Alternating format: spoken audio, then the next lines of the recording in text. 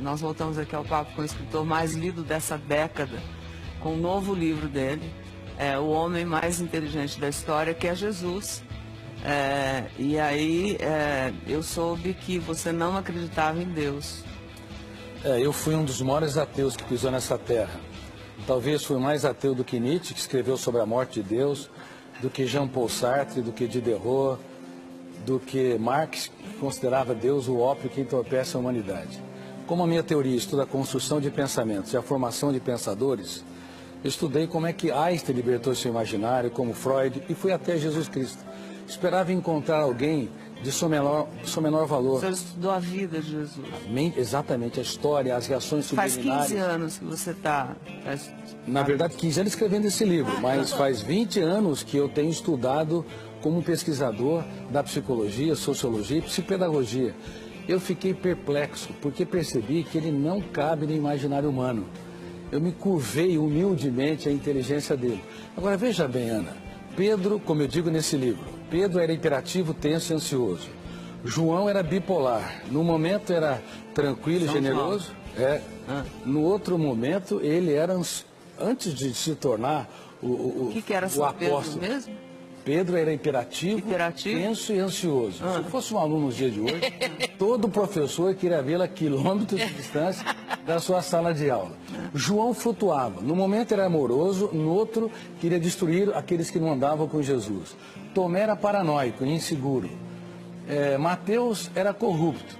Talvez, se tivesse nos dias de hoje, quem sabe estaria até na Lava Jato. E Judas, o que era? E Judas Iscariotes era dissimulador. Quem é que conseguiria escolher um time desses para executar o maior projeto da sua vida? Mas por incrível que pareça, para espanto das ciências, ele transformava pedras brutas em obras-primas. E eu fui às lágrimas ao perceber o que esses jovens eram antes e no que eles se tornaram. Foram apóstolos da sabedoria, da generosidade, da sensibilidade. Graças ao carinho, ao amor, ao e à afeto, dedicação de como Jesus. aquela professora e muito mais. Ele não teve medo de chorar diante deles. Um grande mestre é capaz de falar dos dias mais tristes da sua vida, para os seus alunos aprender a escrever os capítulos mais importantes de sua história, dos momentos mais dramáticos. Ora, quem era o homem, Jesus, que você descobriu através de longos anos de estudos? Bom, ele foi de fato, como eu estou dizendo, o homem mais inteligente da história. Ele geria sua emoção com maestria. Ele conseguia fazer poesia no caos. Ele transformava prostitutas em rainhas. Nós vimos aquele exemplo daquele jovem machucando a sua namorada. Ele era tão generoso que era capaz de transformar quem estava à margem da sociedade num príncipe ou numa princesa. E eu me perguntava, que homem era este? Inclusive, quando Judas o beija, ele fala, amigo, para que vieste? Que homem era esse que dava tudo o que tinha para aqueles que pouco tinham? Ele não tinha medo de ser traído, ele tinha medo de perder um amigo.